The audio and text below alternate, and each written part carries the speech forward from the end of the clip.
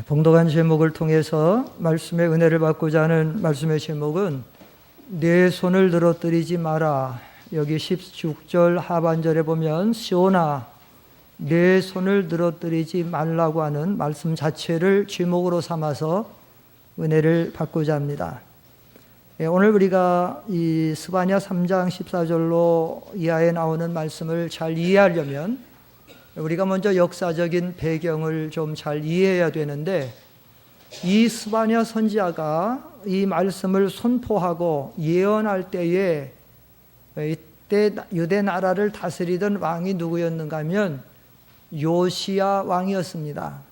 이 요시야 왕은 그 이스라엘의 3대 선한 왕에 들어가는 아주 훌륭한 왕인데, 이 요시야 왕의 부친 아버지가 아몬이라고 하는 왕이고, 그 다음에 이 요시야 왕의 조부 할아버지가 되는 사람이 아주 유명한, 선으로 유명한 왕이 아니로 악으로 유명한 악한 왕 므낫세 왕이었습니다.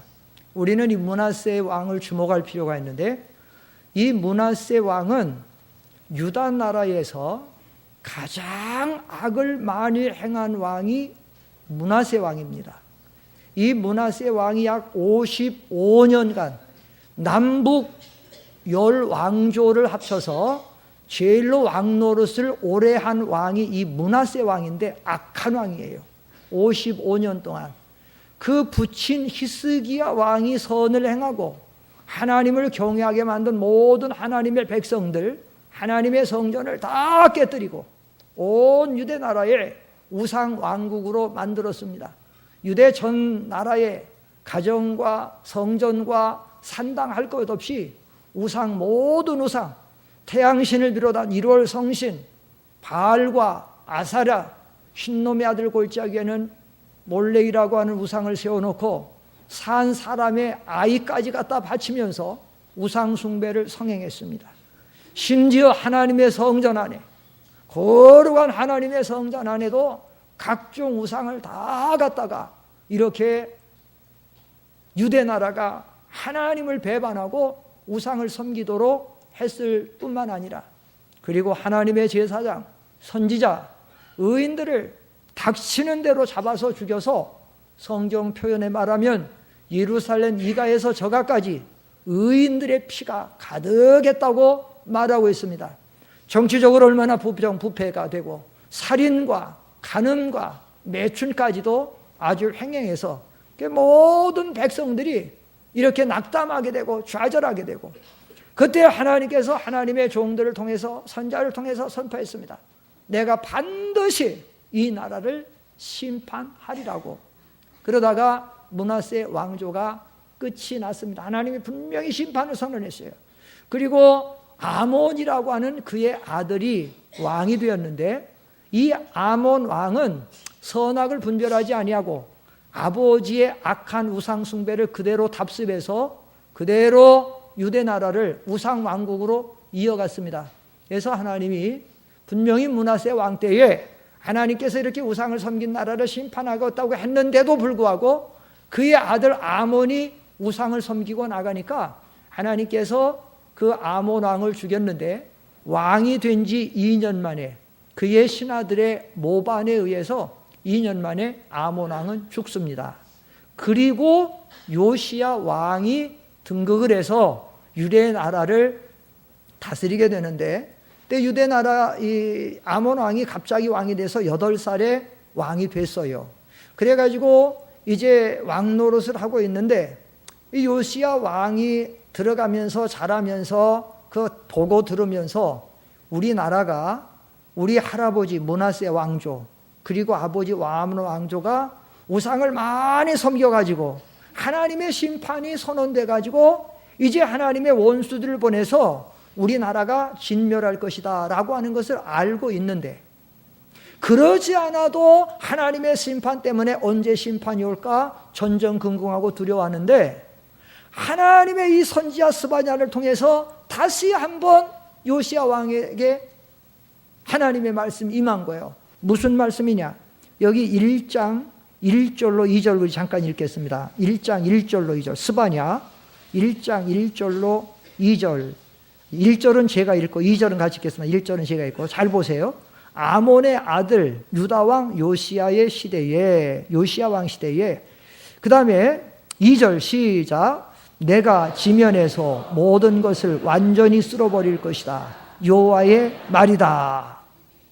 3절 시작. 내가 사람과 짐승을 쓸어버리고 하늘의 새와 바다의 고기들과 그 방해물들을 악인들과 함께 쓸어버리고 지면에서 사람을 끊어버릴 것이다. 여호와의 말이다.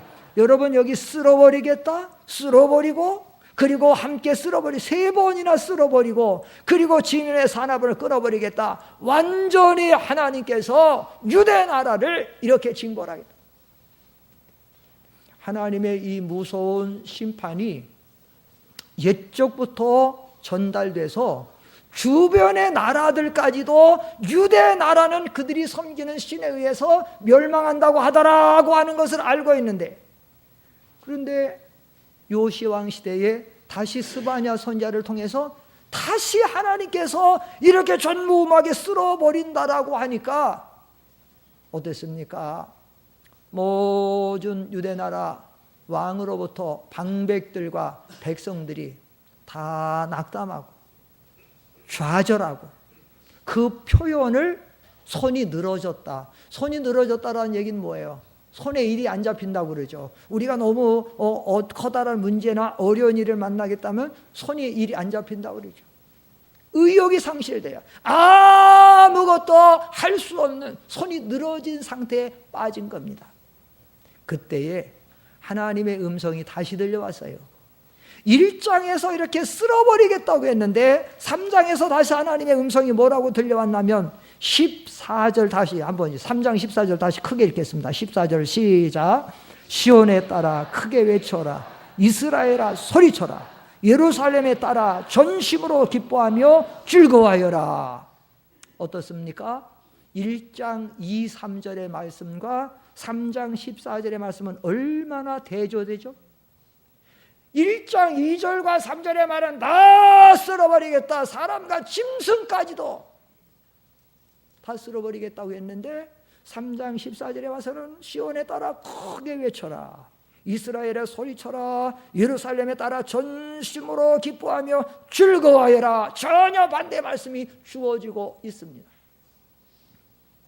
그러면 하나님께서는 왜 갑자기 유다왕 요시야와 유대 백성들에게 이렇게 크게 외치고 소리치고 기뻐하고 즐거워하며 다시는 두려워하지 말고 시온아 내 손을 늘어뜨리지 말라고 이렇게 말씀하고 있을까요?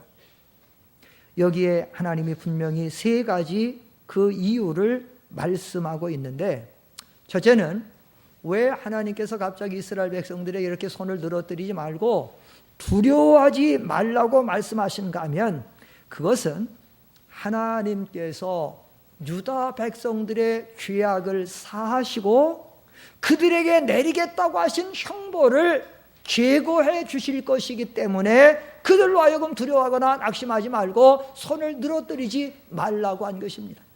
오늘 여기 14절에 기뻐하고 즐거워하라고 말씀하시고 15절에 그 이유를 먼저 말씀하시는데, 15절에 여호와께서 네게 대한 판결들을 제거하셨고 네 원수를 쫓아내셨으며 그랬는데, 여기 네게 대한 판결들을 제거하셨다라는 것은 너희의 형벌을 제하였고, 개역성경이 그렇게 말해요.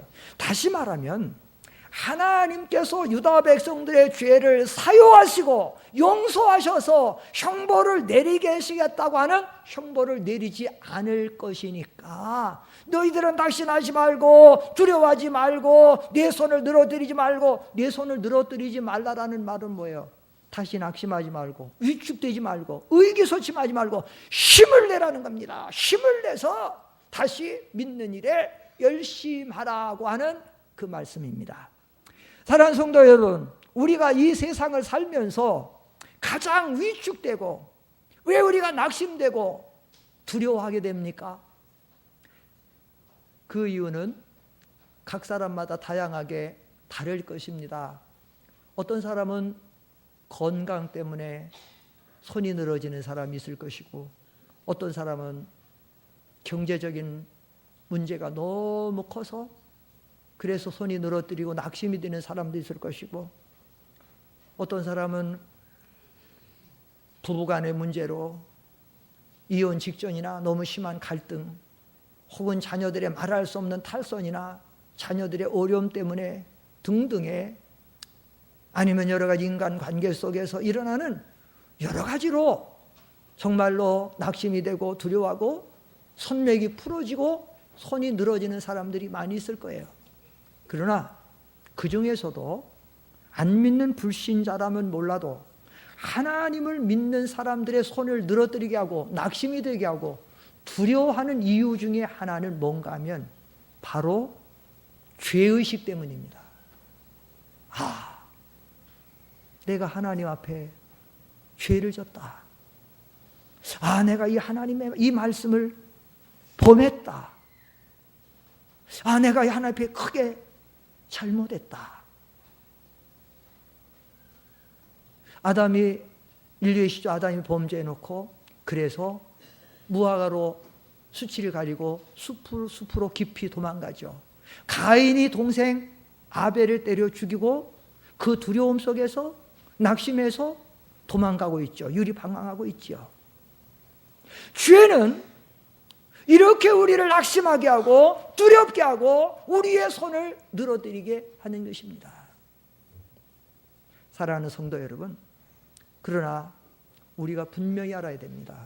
신앙생활하면서 우리가 어차피 전도서 기자의 고백같이 선을 행하고 죄를 짓지 아니하는 의인은 세상에 한 사람도 없다라고 말하면, 저와 여러분이 세상을 살아가다 보면 때때로 종종 원치 않게 죄 가운데 빠져서 죄를 범하고 하나님 앞에 죄를 질 때가 있을 것입니다.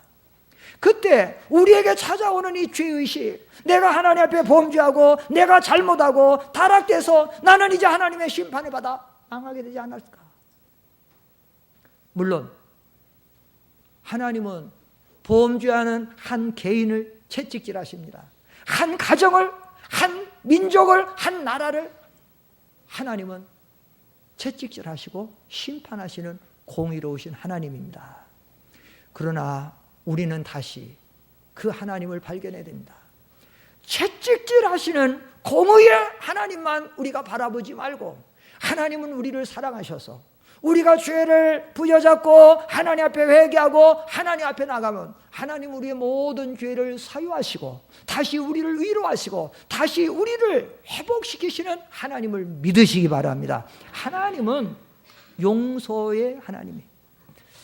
많은 성도들이 채찍질 하시는 공의의 하나님은 바라보고 공의의 하나님은 믿으면서도 우리를 사랑으로 용서하시고 싸매시는 하나님은 바라보지 못하기 때문에, 그래서 우리가 자꾸 죄 때문에 낙심하고 좌절하고 하나님 앞에서 멀어지는 성도들이 많아요. 그런데 그 이유 중에 하나가 사탄은 우리 눈에 보이지 않아도 모든 것 가운데서 우리에게 역사하는데, 사탄이 우리를 참소합니다.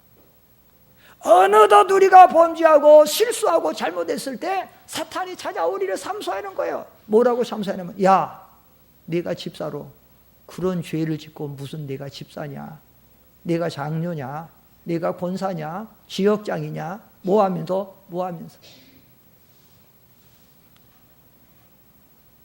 그래서 어떤 사람들은 거기서 포기해버리는 사람도 많아. 나는 더 이상은 이렇게 살 수 없겠다, 적당하게 살아가자.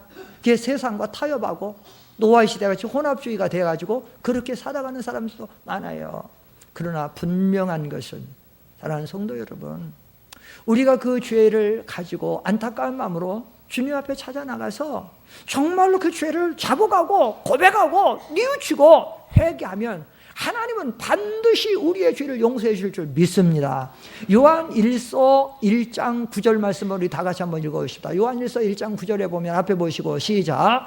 만일 우리가 우리 죄를 자백하면 그분은 신실하고 의로우셔서 우리 죄를 용서하시고 모든 불의에서 우리를 깨끗하게 하시다. 이 말씀을 믿으시기 바랍니다. 이 말씀을 믿고 회개하시기 바랍니다. 만일 우리가 우리 죄를 자백하면 그분은 신실하고 의로우셔서 우리의 죄를 용서하시고 모든 불의에서 우리를 깨끗하게 하실 줄 믿습니다. 안 믿어지시면 여러분과 여러분의 자녀와의 관계를 한번 생각해 보세요. 여러분의 자녀들이 여러분 가정에, 여러분 부모에게 뭔가 잘못했다, 학교에 잘못했다. 그런데 그 자녀가 진정으로 자기의 잘못을 깨닫고 여러분에게 찾아와서 아버지, 어머니, 내가 정말로 잘못했다고 용서를 빌면 여러분 어떻게 하시겠습니까? 용서하시겠습니까? 용서를 안 하시겠습니까? 뉘우치지를 않아서 문제지 정말로 아픈 마음으로 와서 어머니, 아버지, 부모님 내가 잘못했어요. 우리가 얼마든지 용서합니다.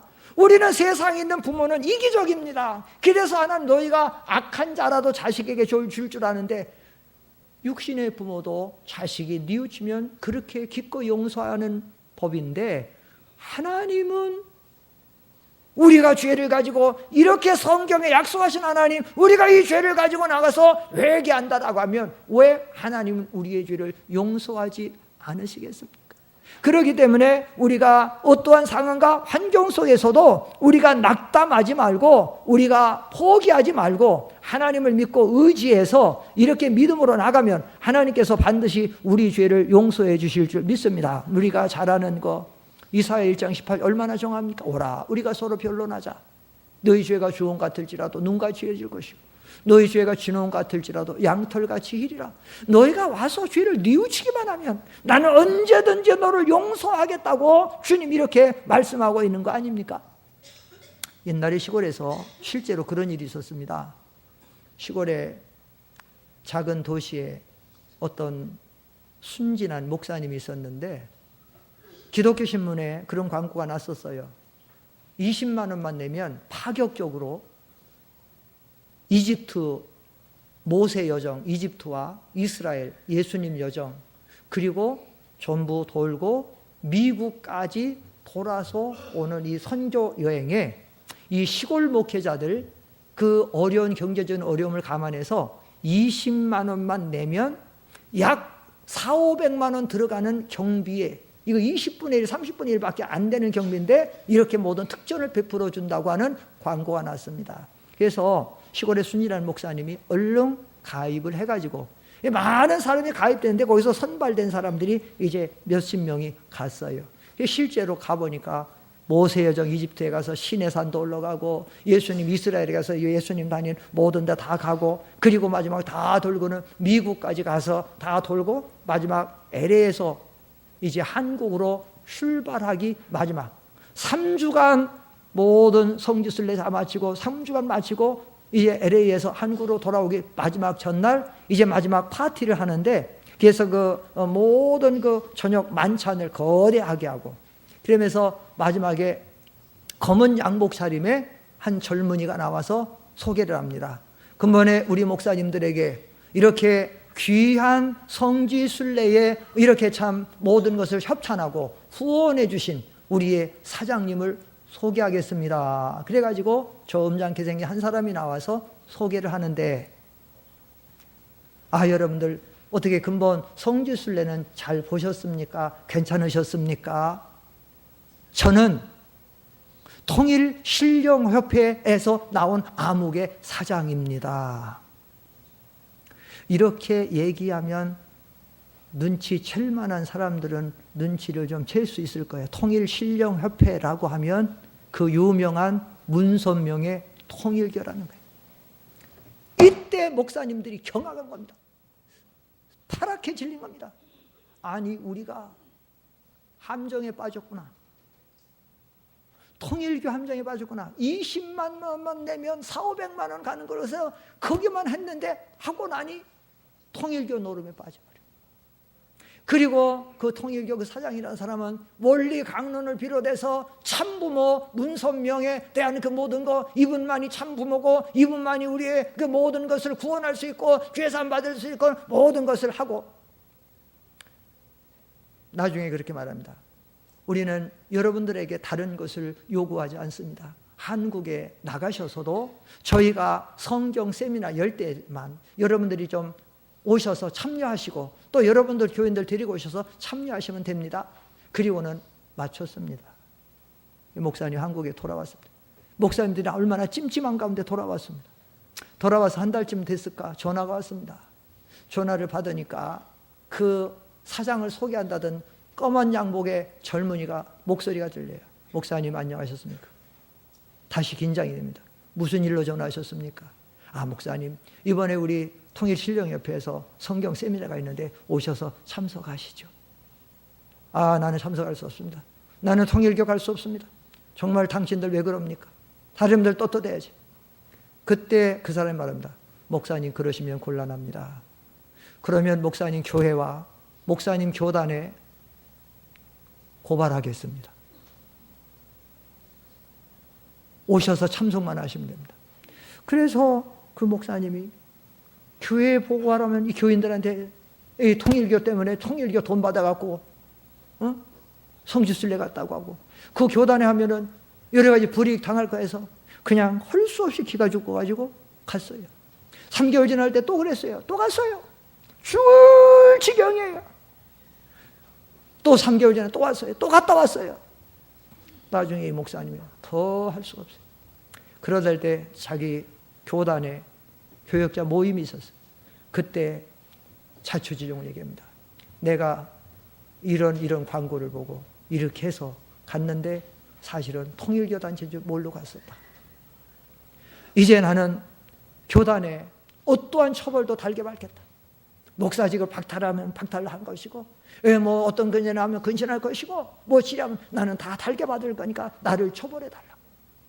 그러니까 교단에서 그 얘기를 듣고는 이거는 목사님이 순진한 목사님이 의도적인 게 아니고 욕심에 의한 건 아니고 몰라서 그렇게 된 거니까 이거에 대해서는 크게 이거는 징계하면 안 된다. 그저 몰라서 그랬으니까 6개월 근신하는 거로 끝나겠다. 그래서 6개월 근신하는 거로 끝냈어요. 그리고는 집에 돌아왔어요. 얼마나 개운한지 모릅니다. 다 벗었어요. 사실은 자기 목사직에 뭐 박탈, 사실은 교회에서 교회나 교단에서 가장 중요한 거는 이단과 결탁됐을 때예요. 이단과 결탁되면 제명 출교까지 할 수 있는 게 가장 무서운 거예요. 그런데 그것을 감안해서 몰라서 그랬으니까 이렇게 6개월 해가지고 얼마나 허련하고 간지 몰라요. 그런데 집에 왔는데 마침 전화가 온 거야. 전화가 들어오니까 다시 그 검은 양복 젊은이의 묵직한 소리에 목사님 이번에 아무 데 있습니까?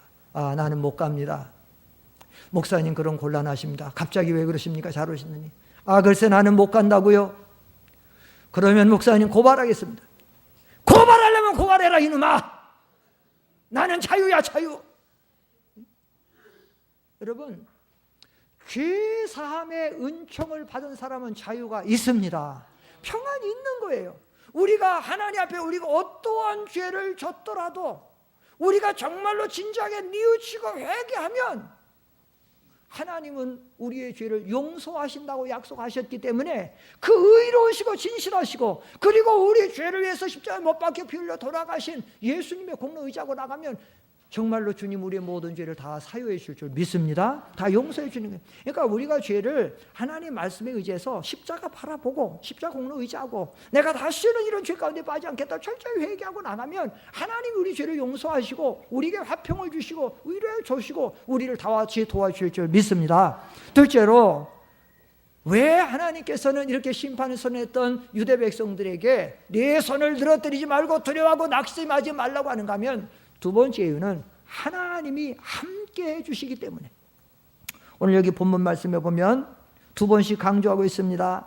여기 15절에 보면 3장 15절에 여호와께서 내게 대한 판결들을 제거하셨고 네 원수를 쫓아내셨으며 이스라엘 왕 여호와께서 네 가운데 계시니 17절에도 여호와 너의 하나님께서 네 가운데 계시니 사실 20절에도 가면 그때 내가 너희를 인도할 것이고 그때 내가 너희를 모을 것이다. 여기도 같이 하겠다는 거죠. 하나님이 계속해서 같이 하겠다고 말씀하셔서 왜 하나님의 백성들은 그 어떤 문제나 시험이나 환난이나 어떤 어려운 일을 당해도 낙심하지 말고 손베기 풀어지 말고 손을 늘어뜨리지 말아야 되냐면 살아계신 하나님 창조주 하나님 우리를 도와주신 하나님이 우리와 함께 계시기 때문에 두려워하지 말고 낙심하지 말고 손을 늘어뜨리지 말라고 말씀하시는 것입니다.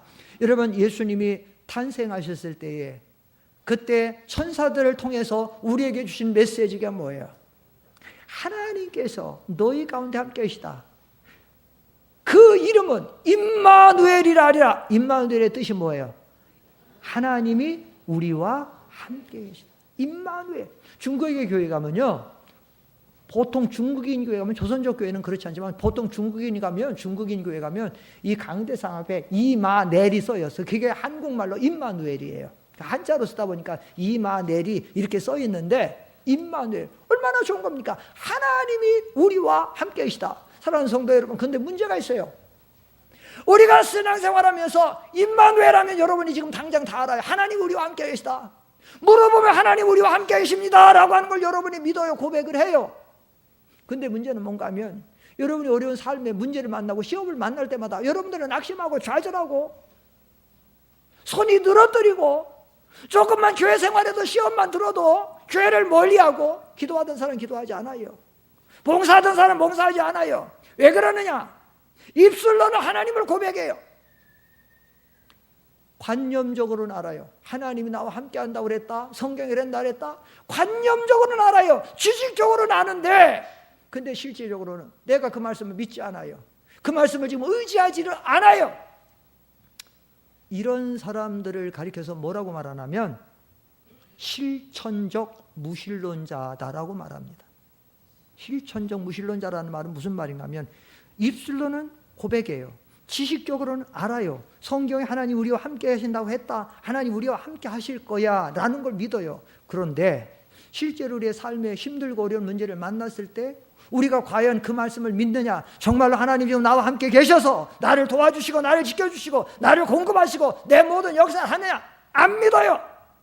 안 믿으니까 어떻게 돼요? 낙심하고 좌절하고 쓰러지고 시험에 빠지고 마귀종 노릇하고. 디도서 1장 16절을 한번 보십시다. 디도서 1장 16절 띄우세요 빨리. 방송실. 디도서 1장 16절. 자, 시작. 그들이 하나님을 안다고 시인하지만 행위로는 부인하니 역겨운 자들이고 복종하지 않는 자들이며 모든 선한 일을 배가는 자. 여기 보세요. 그들이 하나님을 뭐 한다고 시인해요? 하나님 알아요. 하나님 우리 하나님입니다. 우리와 함께 하십니다. 우리를 도와주십니다. 입술로 고백하는 거예요. 근데 행위로는 뭐 한다고? 이게 중요한 거예요. 안다고 시인하지만 행위로는 뭐예요? 너 아니요. 하나님? 우리 하나님 아니요. 하나님? 나를 도와주는 분 아니요. 우리가 찬양은 나의 힘이 되신 여호와여 내가 주님을 사랑한다고, 주는 나의 산성이시고 나의 방패시고 나의 지켜주는 자고 피난처고 하지만 실제 행위는 아니에요. 어렵고 힘든 일을 당할 때마다 낙심하고 좌절하고 원망하고 불평하고. 이스라엘 백성들이 광야 40년간에 눈만 뜨면 자기들을 인도하는 낮에 구름 기둥이 있어요. 밤에는 불 기둥이 있어요. 눈만 뜨면 지금 만나가 쫙 쌓였어요. 그 만나 먹었어. 지금도 구름기 있어. 그런데 생활은 뭐야? 오늘도 하나님 원망하는 거예요. 왜 하나님 우리를 이런 길로 인도하시고 뭐하고. 그래서 하나님이 이사야 29장에 보면 이스라엘 백성들에게 이사야 선지자를 통해서 책망했어요. 이 백성 입술로는 나를 사랑하고 입술로는 나를 가까이 하지만 그 마음은 내게서 멀리 떠나고 다 입술에 발선 것뿐이고 아니라고 하나님의 책망하고 있다라고 하는 사실입니다. 오늘 이 자리에 앉아있는 여러분들 중에도 그런 실천적 무신론자들은 없습니까? 교회는 나오지만 하나님 앞에 예배는 드리지만 찬송도 하고 기도 생활도 하고 심지어 하나님의 교회 봉사한다고도 하지만 실제로 시험이 오고 어려운 문제가 닥치고 사건을 만나게 되면 나와 함께 계시는 하나님을 믿지 아니하고 나와 함께 계시는 그 하나님을 의지하지 아니하고 그래서 낙심하고 원망하고 쉽게 시험에 빠지고 하나님이 멀어지는 그런 성도들은 없으십니까? 오늘날 이런 교인들이 실제적으로 얼마나 많은지 몰라요. 우리 그 잘 아는 이사야 41장 10절이 뭐예요? 두려워 말라. 그 다음 뭐예요? 자, 두려워 말라. 그 다음 뭐예요? 두려워 말라. 내가 너와 함께함이니라. 놀라지 말라. 나는 네 하나님이 됨이니라. 내가 너를 굳세게 하리라. 참으로 너를 도와주리라. 참으로 나의 의로 오른손으로 너를 붙들리라. 두려워 말라. 내가 너와 어떻게 함이니라? 함께함이니라. 믿습니까? 하나님은 언제나 우리와 함께 계세요. 하나님 우리 앞에도 계시고 우리 뒤에도 계시고 오른쪽에도 계시고 왼쪽에도 계시고 내 바깥에도 계시고 내 안에도 계시고 다윗이 그 수없이 많은 시험과 환난을 당하면서도 낙심하고 쓰러지지 않았던 이유가 그거예요. 하나님이 나와 함께 계시다. 시편에 보면 시편 16편 거기 한번 봅시다. 16편 8절 시편 시작. 내가 여호와를 항상 내 앞에 모시니 주께서 내 오른쪽에 계심으로 내가 흔들리지 않는다. 다윗이 그 많은 시험과 환난과 어려움 속에서도 내가 항상 주님과 함께 있다라고 하는 이 믿음 때문에 주께서 내 오른쪽에 계시다라는 얘기는 사실은 뭐 영이신 하나님, 세계에 충만하신 하나님이 오른쪽만 계시겠어요? 오른쪽이라는 성경적 표현은 아주 중요한 중요한 쪽을 가리켜 귀한 쪽. 그러니까 하나님이 내 중요한 문제마다 개입하시고 내 중요한 사실과 사건과 모든 것 속에서 하나님이 나와 함께 계셔서 나를 지켜주시고 도와주시고 인도하시고 공급해 주신다는 거예요. 여러분, 하나님이 우리와 함께 계신다라는 거는 왜 함께 계시겠어요? 그냥 로봇과 같이 함께 계시는 거예요? 아니죠. 우리를 도와주시려고, 우리를 지켜주시려고 우리와 함께 하는 거예요. 어린아이들이, 좀 작은 아이들이 큰 아이들한테 자꾸 놀림을 받고 뭐 이렇게 찝쩍찝쩍 당하고 하는데 어느 날 갑자기 막 의기막 했어요. 왜 그런가 하면 대학교에 다니는 씨름부에 대학교에 다니는 삼촌이 왔는데 씨름부에 있는 거야. 그러니까 그 삼촌이 얼마나 그냥 체격이 우라면 딱 있는 거야. 어떻게 했어요? 옛날 놀이터만 가면 맨날 큰애들 팀에서 막 들었는데 큰아이 삼촌이 딱 옆에 있으면 오른쪽에 딱 서 있으면 얼마나 든든하겠어요. 하나님이 그랬더니 하나님이 언제나 우리와 함께 계시는 것을 우리가 믿으면 이렇게 우리가 의기소침하고 낙심하고 좌절할 필요가 없다라고 하는 말씀입니다. 성경에, 여러분이 성경을 잘 보시면 하나님이 우리와 함께 하시겠다는 말씀이 너무너무나 많아요. 얼마나 많은지 몰라요. 내가 너희를 고아와 같이 버려두지 않겠다. 나는 세상 끝날까지 너희와 항상 하겠다. 시편 48편에 한번 보세요. 시편 48편 마지막 절에 보면 하나님 우리를 죽을 때까지 인도하랬어요. 시편 앞에 보시고 시작. 참으로 이 하나님은 영원부터 영원까지 우리의 하나님이시니 죽을 때까지 우리를 인도하죠. 여러분 걱정하지 마세요. 세상이 검은 말이 나오고 뭐가 나오고 마서 세상이 뭐가 하고 김정은이 어쩌고 뭐 해도 결국 죽을 때까지 누가 우리를 인도하셔요? 하나님이 인도해 주시는 거예요. 하나님이. 한번 구원받은 백성은 하나님이 절대로 떠나지 않습니다. 버리지 않습니다. 히브리서 13장 5절 한번 볼까요? 거기 버리지 않고 떠나지 않는다 그랬어요. 히브리서 13장 5절 시작. 돈을 사랑하지 말고 있는 바를 족하게 여겨라. 그분께서 친히 내가 결코 너를 떠나지도 않고 결코 너를 버리지도 않겠다라고 말씀하셨기 때문이다. 여기 특별히 돈에 대해서 나오면서 이 말씀이 나온 걸 보면 아마 이 자리에 앉아있는 우리들 중에도 그런 분이 많을 것 같아요. 무슨 말인가 하면 돈 때문에 앞으로 뭐 먹고 살까? 예? 앞으로 애들을 대학 등록금은 뭘로 내지? 결혼시켜야 되는데 이거 뭘로 하고? 노후 자금이 또 있는 어떡하지? 예? 그래서 사람들은 지금 당장 성경에는 오늘 먹을 거 오늘 입을 거 있으면 족한 줄로 알라고 하는데 족한 줄로 여기질 않아.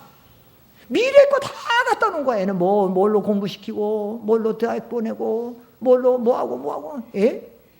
그래야지 말고, 하나님이 우리와 함께 계시기만 하면 돼요, 안 돼요? 이거 봐, 벌써 대답이 작잖아. 그래도 돈이 있어야 된다는 거 아니에요, 지금? 예? 그래도 돈이 필요하다는 거 아니에요? 예? 돈이 여러분을 만족하게 해요? 돈이 여러분을 행복하게 합니까? 돈이 여러분을 지켜줍니까? 하나님만 함께 계시면 다 되는 거예요. 예? 돈이 있어야 된다는 것은 롯의 신앙이고, 하나님만 함께 한 분만 계시면 된다는 게 아브라함의 신앙이에요. 그게 네가 좌하면 난 우하고 네가 앞에 하면 난 뒤하고. 아브라함 나무보다는 하나님만 보시면 된다는 거예요. 하나님만 보시면 되는 거예요. 하나님만 보시면 망고 땡이에요. 뭐 다른 게 필요 없어요. 근데 여전히 지금도 얼굴 보니까 돈 써인 사람이 많아. 지금도. 예? 돈이. 예? 그래도 돈이 있어야 된다는 거예요. 예? 하나님이 함께 해주시면, 하나님 함께 계시면, 하나님 안에는 모든 게 다 있어요. 너희는 먼저 그 나라 그 일을 걸어라. 그래 모든 거 너에게 더하시겠다고 말씀하지 않아요? 그런데 하나만 하고 마치겠어요. 어차피 이 말씀은 오후에 또 해야 돼요. 여러분이 이런 신앙 갖고 하나님이 함께 계시면 된다는 신앙 가지려면 기도를 많이 하셔야 돼요. 기도를 안 하니까 아까 성경 읽은 것처럼 실천적 무신론자가 되는 거예요. 배우기는 해서 지식적으로 하나님이 우리 하나님이다. 나와 함께한다. 물어보면 다 예, 그래. 아멘 해. 근데 실제는 그러냐? 실제는 안 그래요. 왜 그러느냐? 체험적인 하나님이 없어요. 하나님에 대한 신령한 체험이 없어요. 그렇게 되는 거예요. 그러니까 그걸 위해서 기도를 많이 하라는 거예요. 기도는 하나님의 은혜를 체험하고 하나님의 것을 공급받고 하나님 모든 걸 누리는 거예요. 제가 우리 상대원 교회 제가 꽤 오래전에 한번 와서 사경했었어요. 인 목사님 막 은퇴하실 그쯤에 했었는데, 그때 와서 사실은 제가 옛날에 한번 비유 들었는데 그때 계신 분도 다 잊어버렸을 거야. 망각 때문에. 제가 예전에 울진에 잠깐 2년간 파송됐었어요. 울진 원자력 있는데, 울진 교회는 거기 현지인들은 농사하는 사람이나 어부들이에요. 근데 울진 원자력에 쓰면서 서울에서 고급 인력들이 나가가지고 사태 있고 원자력 있고 그렇게 있어요. 근데 거기 우리 교단에서 교회를 세워가지고 교회를 하는데, 그러다 보니까 거기에 뭐 지서장도 우리 교인이고 우체국장도 우리 교인이고 뭐 거기 뭐 부장들도 여러 사람 나오고 과장도 여러 사람, 그 한전 원자력 많이 나오고 학교 선생들 우리 교회 많이 나오고 그랬어요. 근데 거기서 좀 떨어진 데 시골에 한 5, 6km 정도 떨어졌을 것 같은데, 그 시골에서, 그건 버스도 안 다니는 시골이야. 그 교회 차가 들어가서 이렇게 태우고 나오는데, 그 시골에 막노동 하는 그 남편을 둔, 그 막노동이 아니라 이렇게 건축업에 이렇게 다니며 일하는 부인이 안에 있었는데, 근데 교회 나올 때 꼭 애를 데리고 나와요. 한 5살짜리 된 애하고 2살짜리하고 데리고 나와요. 근데 한 번은 신방을 갔더니 신방 끝나고 나오는데 이렇게 비닐봉지만큼 밤을 싸줘요. 근데 그 집이 지금 뭐 거기 가서 지금 뭐 밤 농사 지은 것도 아니어서 이 밤이 웬 밤이에요? 그러니까 뭐라고 말하냐면 그 성도님이 목사님 이거 우리 완이가 주워온 거예요. 어디서 좋아요? 했더니 얘기를 하는데 이거 믿어야 될는지 안 믿어야, 기가 막힌 얘기를 해요. 뭐냐면 얘가 이제 그 집 옆에 뒷동산이 있어. 저도 다니니까 잘 알아. 이렇게 무덤이 있고 잔디가 있는데 그 바로 이렇게 밤나무가 몇 개가 있어요. 근데 막 뛰어놀다가 보니까 애가 배고픈데 막 뛰어놀다가 이렇게 쓰러져 갖고 이렇게 보니까 밤나무 보니까 밤이 잘 익으면 어떻게 되죠? 밤이 떨어지기 전에 어떻게 돼? 벌어지잖아. 보이니까 배고픈 거야. 배고픈 마음이 애가. 근데 떨어져야 먹지요? 얘가 가만히 쳐다보다가 뭐라 말하면, 하나님 배고파서 밥 먹고 싶은데 바람 좀 불게 해주세요. 믿어져요? 안 믿어져요? 바람이 불어왔겠어요? 안 불어왔겠어요? 어떻게 이렇게 잘 알아요? 그렇지, 밤 주소하세요. 바람이 막 불어왔대요. 그거 잔뜩 주워 와가지고 그걸 주는 거야. 근데 그 말 듣고도 이거 믿어야 되는지 지금 안 믿어야 되는지 나 솔직히 얘기해서 그래서 긴가민가 해가지고 이건 뭐 그냥 왔어요 사실은. 그런데 한 달인가 얼마 있다 신방 또 갔어요. 신방 갔는데 거기서 내가 어쨌든 믿었어요. 갔더니 얘기를 하는데 그 2살짜리 여자아이가 밤에 막 열이 막 40도로 막 오르면 막 경기라고 하죠. 정신 잃는 거 막 경기라고 막 혼절한 거예요. 차도 없어요. 버스도 안 다니는데요. 그 집은 전화도 없는 데예요. 그리고 그때는 휴대폰도 없었던 때예요. 그런 때니까. 걔 막 발을 동동 굴고 막 울기만 한 거예요. 그러니까 막 엄마가 우니까 애가 옆에서 걔가 5살짜리 애가 깼을 거 아니에요. 걔 이름이 뭐냐면 외자야 외자. 완이야 완. 응? 완. 이게 깼어. 엄마가 오니까 엄마 왜 울어? 그러니까 엄마가 얘기를 한 거야. 네 동생이 지금 죽으려고 한다고 이렇게 해버렸어요. 그러니까 이 완이 이 꼬마가 근데 얘 엄마가 꼭 교회 올 때는 애 둘을 데리고 와요. 그 2살짜리는 없고 얘는 데리고 오면 꼭 예배, 어른 예배 꼭 같이 참석하는 거야. 주일학교는 못 오고 어른 예배 참석해. 근데 애들이 잘 들어. 꼭 있어. 믿음은 어디서 나와요? 또 나와. 근데 막 우니까 얘가 막 엄마가 울고 막 죽으려고 한다니까 걔가 딱 무릎을 꿇더래. 그래서 기도하더래. 뭐라고 기도했겠어요? 전지전능하시고 거룩하신 하나님 창세전에 택하시고 그랬겠어요? 하나님 우리 동생 죽으려고 그래요. 죽는다고 그래. 하나님 살려주세요. 울면서 기도를 해더래요. 그러더니 정신이 일어나던 애가 그 기도가 딱 끝나니까 눈을 딱 뜨고 딱 일어나더래.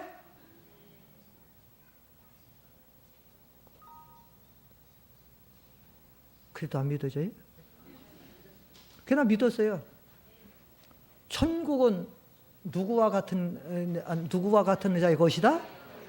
순수한 거예요, 순수한 거. 그게 늘 데리고 오면서 받아가지고 그렇게 되는 거예요. 우리 교인들이 하도 요것 째고 저것 째고 이렇게 하니까 하나님 안 들어주는 거야. 믿음 없고 뭐 이렇게 하니까 그냥 개같이 딱 믿고 그냥 순수하게 하면 들어주는 거야. 예? 그래서 그러니까 우리가 신앙은 체험적인 믿음이 되고 산 믿음이 돼야 되는 거예요. 예? 그래서 다윗이 그러잖아요. 여호와의 선하심을 맛보아라. 인자하심을 맛보아서 알아라. 수박 아무리 보면 뭐예요 지금 이게 맛이 있느냐 없는지 쪼개서 먹어보면 알 거 아니에요. 맛을 봐야지 신앙생활하면서. 그러려면 기도 생활을 하고 하나님을 찾고 구하고 그런 데에서 하나님 우리와 함께 계신다. 나를 도와주신다. 나를 건져주신다. 성경의 믿음의 사람들의 구백은 다 그 체험적인 것을 나온 거예요. 기도하는 거예요.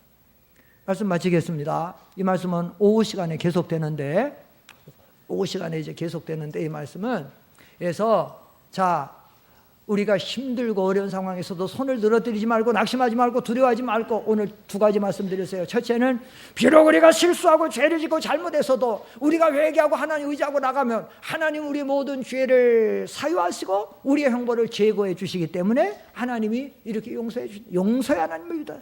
둘째는 그 하나님은 우리와 항상 함께 하셔서 우리를 도와주시고 지켜주시고 공급하시는 하나님을 믿고 이제 여러분들 아직도 두려워하지 마시고 낙심하지 마시고 하나님을 믿고 의지함으로 힘을 내셔서 이 신앙의 길을 힘있게 걸어가시기를 축원합니다. 기도하겠습니다. 거룩하신 아버지 하나님, 참으로 이렇게 요시야 왕 때